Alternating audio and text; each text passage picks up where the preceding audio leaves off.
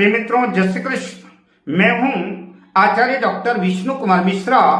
आपका बहुत बहुत अभिनंदन करता हूं। पर मैं विषय क्रम में आगे बढ़ूं उससे पहले आपसे आग्रह, अगर आपने अभी तक हमारे इस चैनल को सब्सक्राइब नहीं किया है तो प्लीज चैनल को सब्सक्राइब करें, साथ ही नोटिफिकेशन बेल को भी प्रेस कर लें।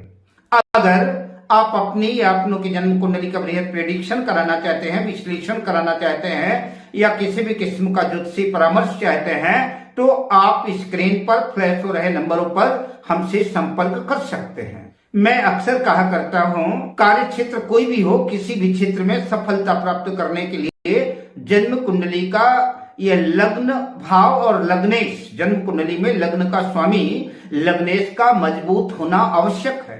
जन्म कुंडली में लग्नेश जितना मजबूत होगा, जितना बलवान होगा, प्रत्येक कार्य में उतनी ही आपको अधिक सफलता अर्जित होगी। तो अगर लग्न और लग्नेश मजबूत है तो 30-40% सफलता तो लग्न के मजबूत होने से ही आपको मिल जाती है। बात कानून की करें तो गुरु और शुक्र दोनों का कानून से बड़ा गहरा संबंध है।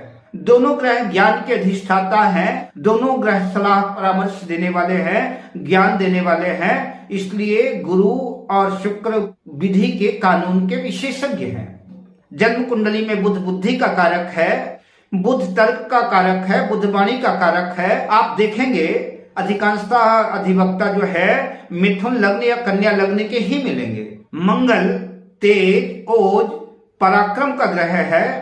जो अधिवक्ता केवल फौजदारी का ही मामला लेते हैं उनकी कुंडली में प्रायः छठे भाव का स्वामी ज्यादा स्ट्रांग होता है, ज्यादा बलवान होता है, और छठे भाव का स्वामी बलवान होकर के लग्न को प्रभावित करता है।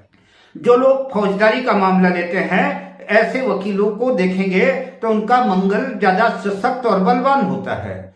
सूर्य जन्म कुंडली में आत्मविश्वास का, कॉन्फिडेंस का कारक है।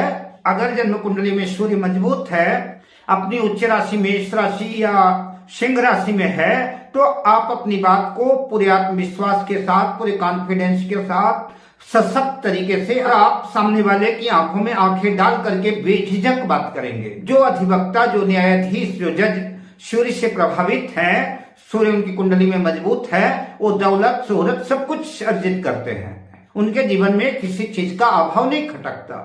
चंद्रमा मन सो जाता है, चंद्रमा मन का कारक है। आपका मन जितना एकाग्र होगा, आप जो है उतना सटीक जो है अपने क्षेत्र में कार्य कर सकेंगे।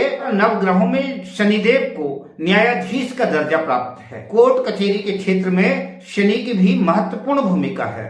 राहु के पास साम दाम दंड कूटनीतिज्ञता के सारे हुनर हैं, और वकालत के क्षेत्र में ये साम दाम दंड भेद सब कुछ लगाने ही पड़ते हैं। इसलिए जन्म कुंडली में राहु की भी महत्वपूर्ण भूमिका है। राहु भी अगर मजबूत है, राहु भी अगर इफेक्टेड है तो आपको एक अच्छा न्यायाधीश या एक अच्छा वकील बना सकता है। राहु बलवान हो, छठे भाव से संबंधित हो और बुध के साथ हो तो राहु आपको कामयाब अधिवक्ता बना सकता है। अगर आपकी कुंडली में मंगल लग्न में स्थित है या कि 5वें भाव में स्थित है या कि 9वें भाव में स्थित है, खासतौर से मकर राशि, मेष राशि, वृश्चिक राशि में स्थित है, तो आपके वकालत के क्षेत्र में जाने की संभावना बन सकती है। अगर मंगल पर गुरु की दृष्टि है तो यह सोने में सुहागे वाली कहावत चरितार्थ हो जाएगी। बुध और शुक्र कुंडली में दोनों एक साथ हो, दोनों की युति हो और उनके साथ ही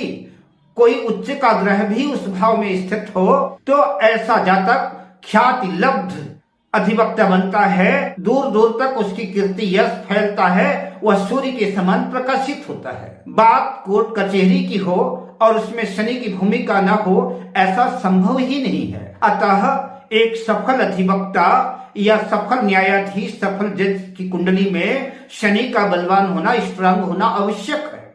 अगर जन्म कुंडली में शनि कमजोर है तो हो सकता है कि हम एक न्यायाधीश बन जाए, एक अधिवक्ता बन जाए, लेकिन जीवन में उतार चढ़ाव बना रहेगा। कई बार मुश्किलों का सामना करना पड़ेगा।